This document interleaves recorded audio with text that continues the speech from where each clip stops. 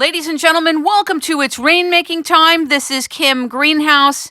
It gives me great pleasure to welcome Aubrey de Grey today to talk to us about advanced rejuvenation technologies, why you should make it your business to minimally live another 25 years, because he and the SENS Foundation together are working on how to extend life, possibly even into immortality. For some of us, this may sound crazy. Others of us know how close the science really is. If any of you have been following Ray Kurzweil, you know that we are living in the law of accelerating returns. And Aubrey de Grey has some really incredible, exciting information for us about our bodies, our metabolism, about the 7 deadly SENS instead of sins. Ladies and gentlemen, welcome Aubrey de Grey to It's Rainmaking Time. Good evening in England. Hello. Thank you so much for having me on the show. Well, first of all, thank you for the work that you're doing. I think it's very exciting. It's worth the journey, and you're really carrying the hope for all of us. Well, you're very kind. Thank you. Let's talk about the 7 deadly SENS and share with us what the SENS Foundation is about. Okay. Well, in a very brief nutshell, what we do is we're interested in the development of regenerative medicine against aging. So what that means is we're interested not simply in slowing aging down, in, retarding the rate at which various types of molecular and cellular damage accumulate in the body, which eventually cause us to get sick. We're interested in actually repairing that damage, in taking people in whom there is already a significant amount of that sort of damage and actually fixing it up, actually taking people who are already in middle age, 60 or 70 or even older, and actually repairing them at the molecular level and the cellular level so that they are biologically way back to what they were as young adults.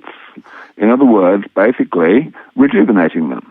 So many people at the beginning of anti-aging medicine in general thought that the hormones would be able to do a lot more than they are able to do, or that a lot of the supplements would help retard aging. You're talking about stopping aging, something we psychologically have ingrained in us to happen in our future. How do you deal with that?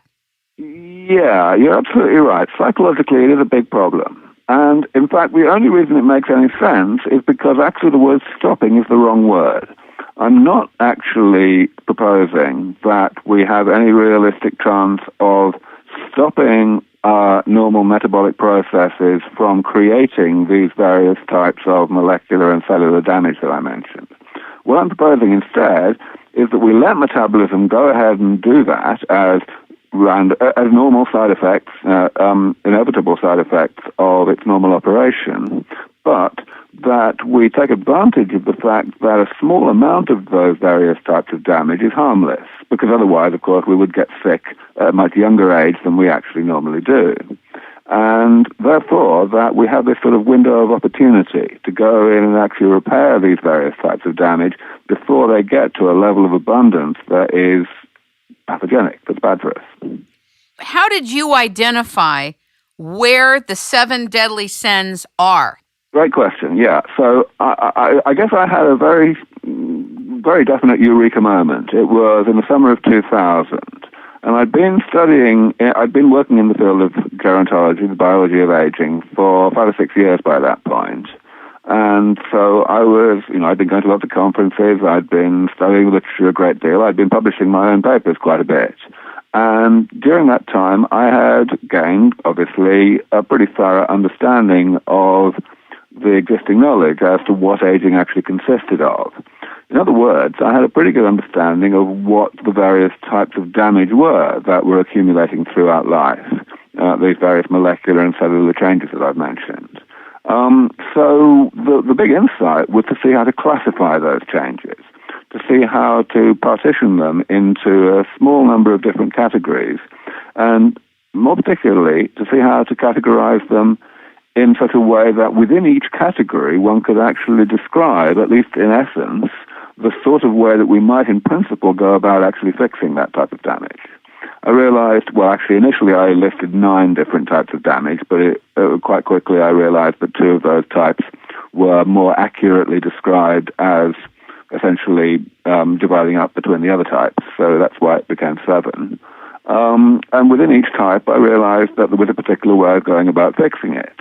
Not identically the same approach for every example within a given category, but more or less the same approach. So if we take, for example, mutations, maybe. Cell loss as one example of the 7 categories. This is simply when cells die and they are not automatically replaced by the division of other cells. Now, we know that basically that's what stem cell therapy is for. It's to fix that problem. And stem cell therapy, of course, is useful in a whole variety of different medical situations, not just in aging. But there are a bunch of aspects of aging that are ultimately caused by cell loss, and stem cell therapy is exactly what we need for that. So that's just one example.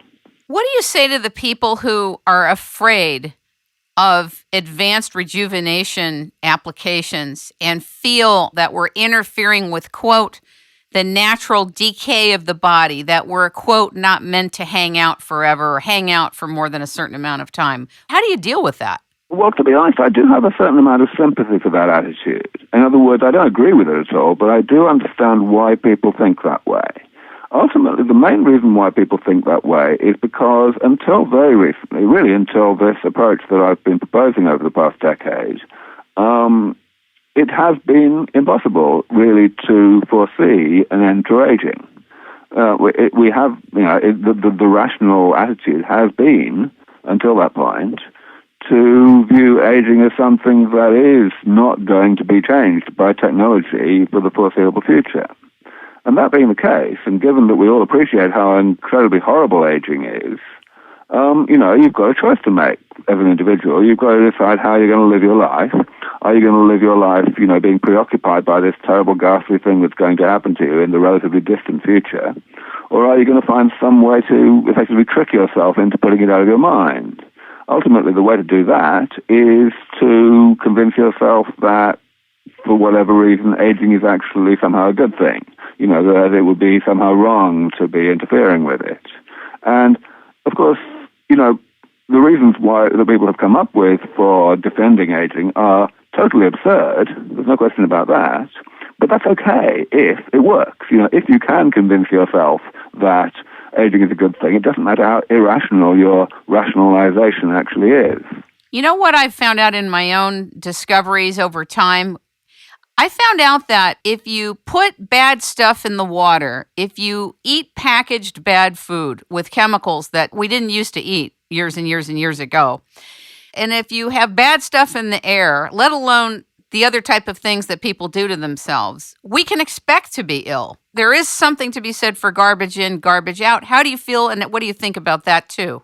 Yeah, I sympathize with that. I think that there is a fair degree of truth in it. However, I do think that it's extremely important for everyone to make sure that they do not overestimate the relevance of that fact. It's absolutely the case that we need to look after ourselves in terms of what comes into our bodies and what goes out of our bodies.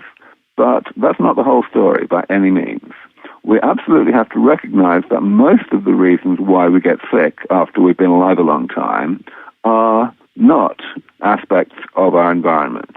They are what you might call non-negotiable aspects of how we live. Things like the fact that we have no choice about breathing. We've all got to breathe, and breathing is bad for you. It is the main reason why our cells create free radicals, which are, of course, toxic compounds that react with our other cells and with our other long-lived molecules and cause various problems.